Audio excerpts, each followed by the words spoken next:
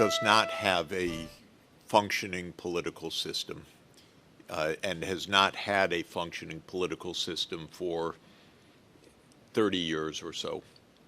And this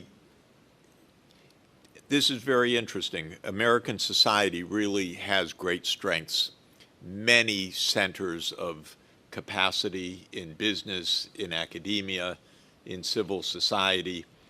And so even though our political system has badly malfunctioned, the country has done okay for the last 30 years, other than troubles caused by directly these foreign policy disasters. But the country and the economy has gone on. Many important innovations have occurred. Many great discoveries have occurred in the academic community and scientific community. So you see a country with great strengths. But for me, the remarkable fact is how poorly the political system has functioned consistently for 30 years. And I've tried to understand that, and my conclusion is that there are two things deeply wrong with the American political system. One is that it became a pay-for-play political system to a shocking extent. What, a pay-for-play, that it became a corrupt political system in which campaign contributions translated into public policy. And this was not always the case. The role of lobbying changed in the United States, starting systematically in the 1970s. And there were a series of Supreme Court rulings, the most famous of which is Citizens United, in which the conservative Supreme Court ruled that limits on campaign financing were simply unconstitutional, because the idea was, and the judges were very explicit about it, giving for campaigns is speech, and free speech predominates any interest in limiting campaign financing.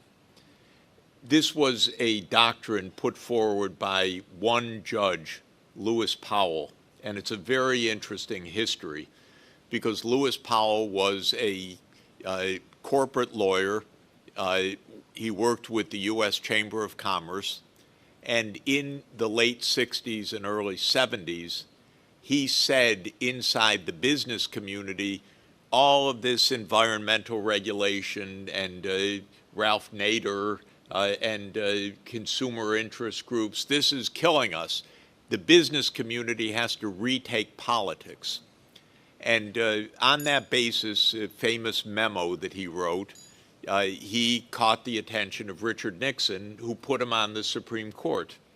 And a few years after that, he wrote the first opinion ending limits on corporate campaign contributions. It was a concerted strategy, and several decisions basically eliminated any boundaries of giving. When you do this, you reach a kind of caricature.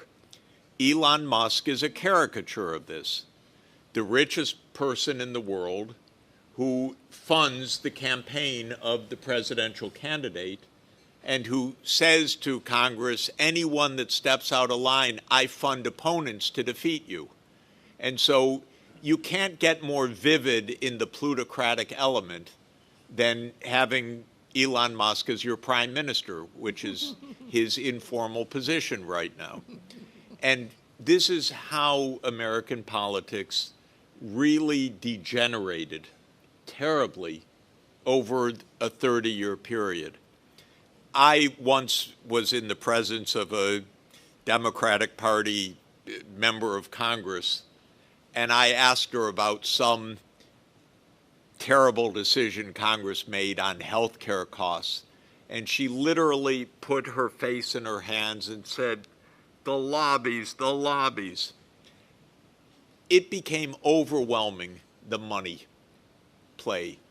And because of this, all of the issues of American society of inequality of the widening gaps between different classes in America, of the growth of the poor underclass, of the epidemics of deaths of despair that you all know about, which are very serious afflictions of American society, not one of them was addressed in public policy. There has been no effort once in 30 years to address inequality in the United States, to address, we have an epidemic of opioids and everything else. Who gets blamed? China, of course. China, fentanyl precursors. Who takes the opioids? It's the Americans.